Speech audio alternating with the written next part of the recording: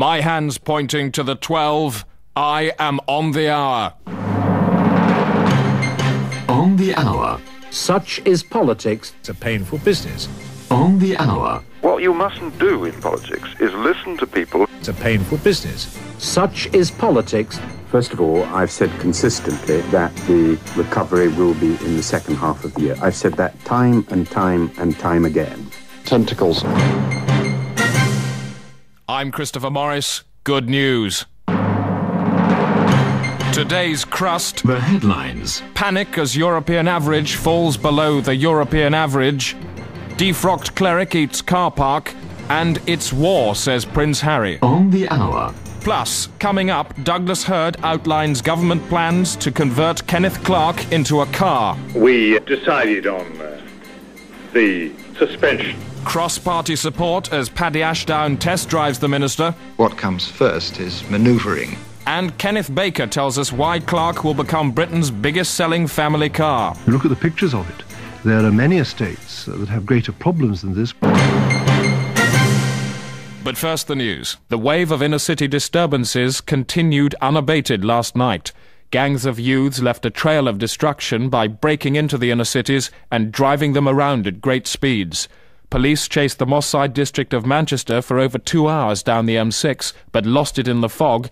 And in the Midlands, riot squads had to confiscate Droitwich from a gang of thugs who were trying to drive it over a cliff. And Kidderminster has been found abandoned in a hedge. Home Secretary Kenneth Baker said, "The day of the Yahoo is upon us." On the hour, holding up a net in the strong breeze. Time for sport now with Alan Partridge. And talking of strong breezes, Alan, you're a pretty strong man. Well, certainly, like to think I can do a bit of the old weights, get the old pecs and the lats in shape. Certainly think if, there was a bit of a caboodle, bit of a kerfuffle, I could certainly hold my own in a Big bar. and strong. Strongish, yeah. Handy with a mallet. I certainly think I can use weaponry. This is Sports Desk. I'm Alan Partridge. Fishing news. The British angling competition. Latest score. Anglers 532. Fish 0.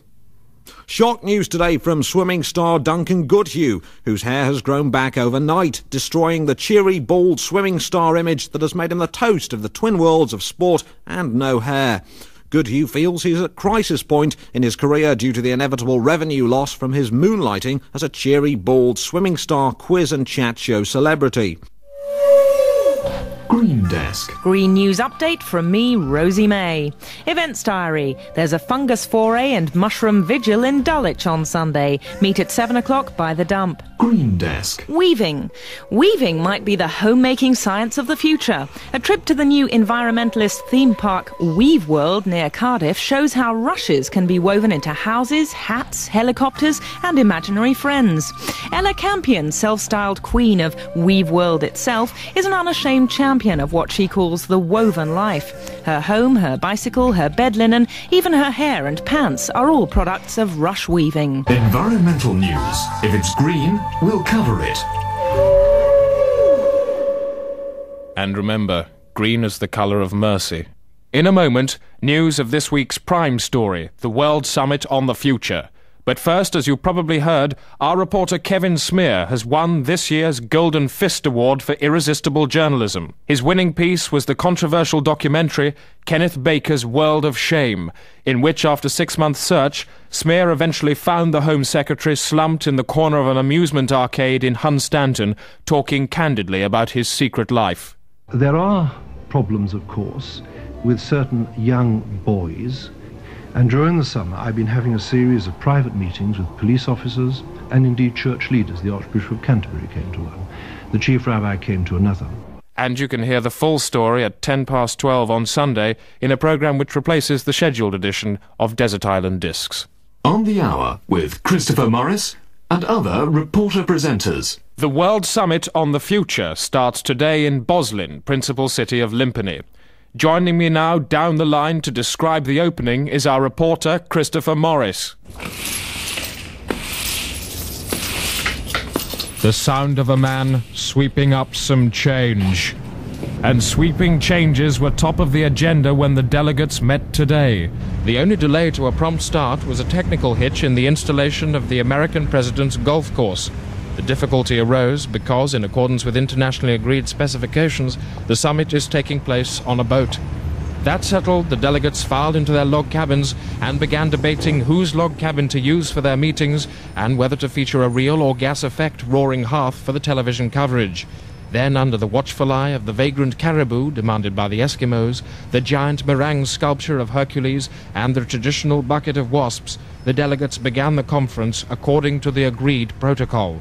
Each speaker to kneel on a silk napkin grasping the staple of truth, proposals to be delivered in a monotone to avoid the deceptive colouring of inflection and emphasis, and the end of each speech to be signalled by the removal of a limb or a forfeit. And earlier today, I've been finding out what people think about the summit with a microphone. Looking at the future, is it a leaky vessel? Very. Yeah, it is very. What shape is the future? Well, spiky, I suppose. The future, what are the overall prospects? I think it will be good. So the prospects for overall's good?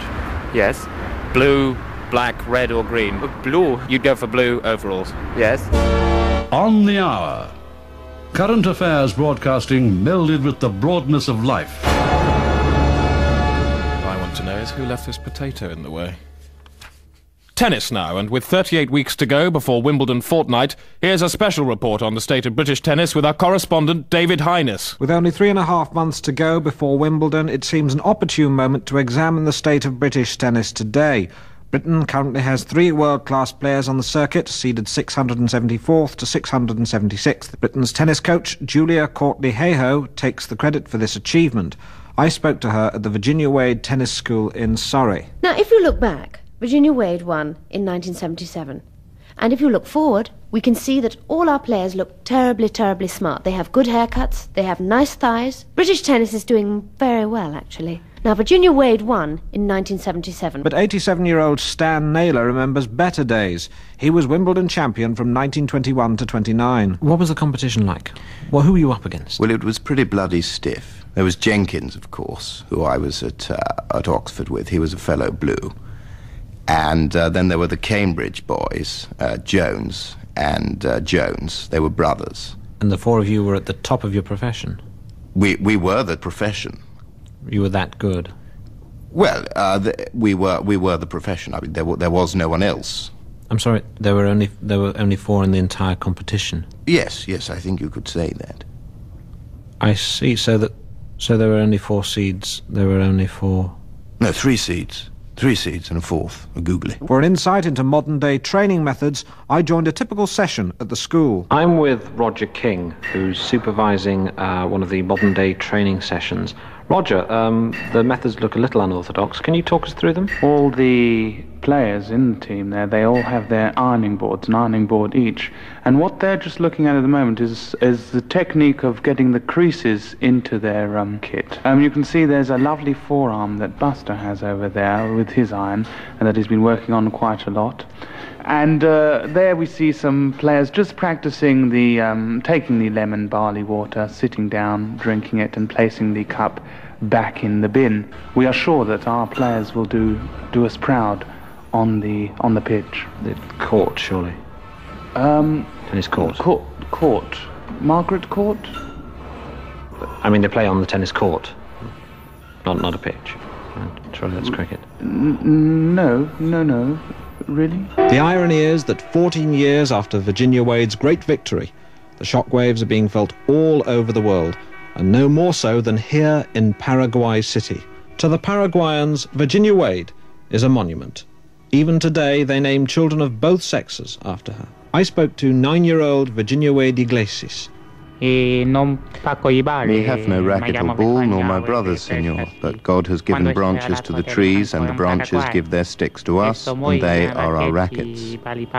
So, what are our future prospects? Susanna Sharper is the school's most recent graduate. She has just played 3-year-old Bolivian girl Monica Perez de Cuellar. How did she fare? Yeah, I was beaten to love.